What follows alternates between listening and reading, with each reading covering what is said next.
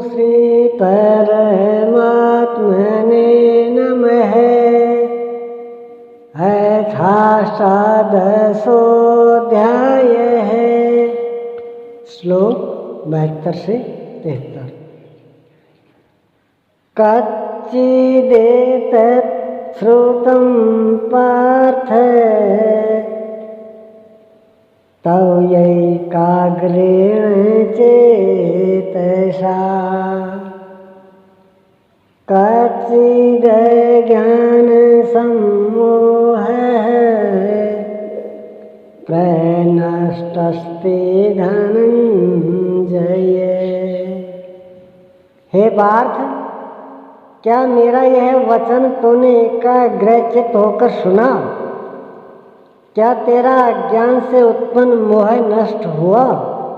इस पर अर्जुन बोला। अर्जुन उवाच नष्टो मोहः स्मृतिर्लब्धा त्वत्प्रसादान् मयाच्युत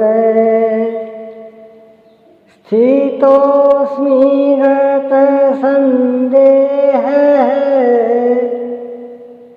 करिष्ये वचनं तव। अच्युत, आपकी कृपा से मेरा मोह नष्ट हो गया है, मुझे स्मृति प्राप्त हुई है। अर्थात जो रहस्यमय ज्ञान मनु ने स्मृति परंपरा से चलाया उसी को अर्जुन ने प्राप्त कर लिया। अब मैं संशय रहित हुआ स्थित हूँ और आपकी आज्ञा का पालन करूँगी। जबकि सैन्य निरीक्षण के समय दोनों ही सेनाओं में स्वजनों को देख अर्जुन व्याकुल हो गया था। उसने निवेदन किया, गोविंद, स्वजनों को मारकर हम कैसे सुखी होंगे? ऐसे युद्ध से शाश्वत कुल धर्म नष्ट हो जाएगा, पिंडोदक क्रिया लुप्त हो जाएगी, वर्ण संकर उत्पन्न होगा। हम लोग समझदार होकर भी पाप करने को उद्यत हुए हैं। क्यों न इससे बचने के लिए उपाय करें?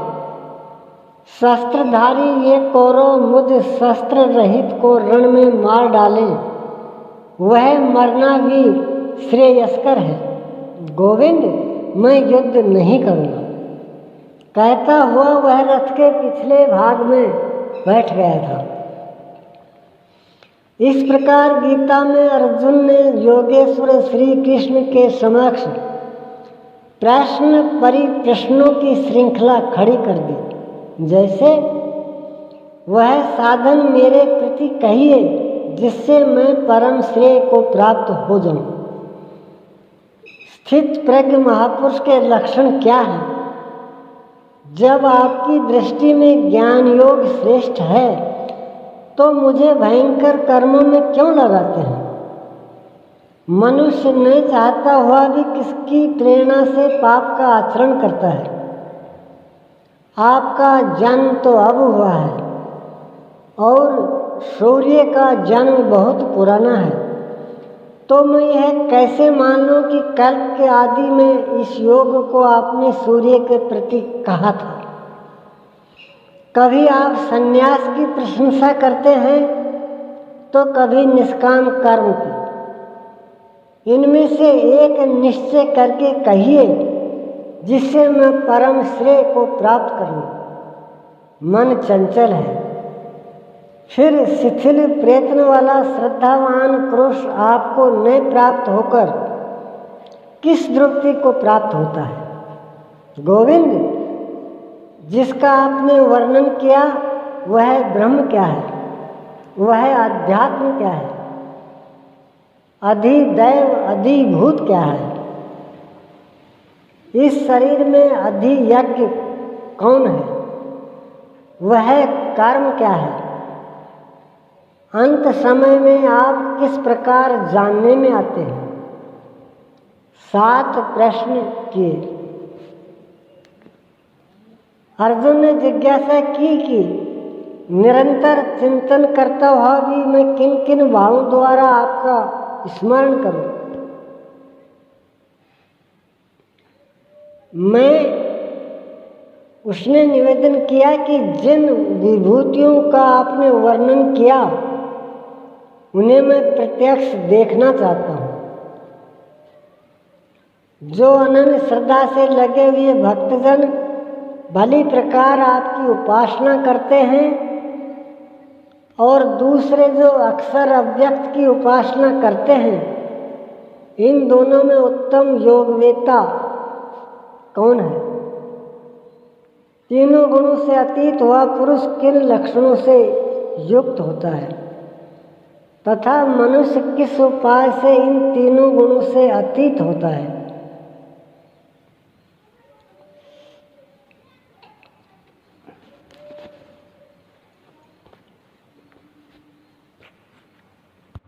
तथा मनुष्य किस उपाय से इन तीनों गुणों से अतीत होता है?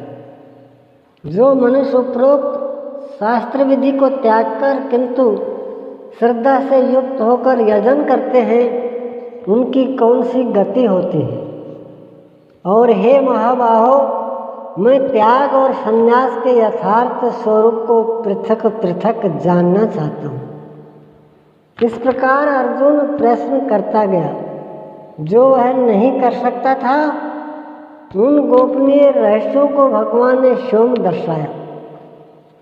इनका समाधान होते ही वह प्रश्नों से निवृत्त हो गया और बोला, गोविंद, अब मैं आपकी आज्ञा का पालन करूंगा। वस्तुतः ये प्रश्न मानव मात्र के लिए है। इन सभी प्रश्नों के समाधान के बिना कोई भी साधक श्रेय पथ पर अग्रसर नहीं हो सकता। अतः सद्गुरु के आदेश का पालन करने के लिए, श्रेय पथ पर अग्रसर होने के लिए संपूर्ण गीता का श्रवण अति आवश्यक है। अर्जुन का समाधान हो गया। साथ ही योगेश्वर श्री कृष्ण के श्रीमुख से निश्रित वाणी का उपसंहार हुआ। इस पर संजय बोला,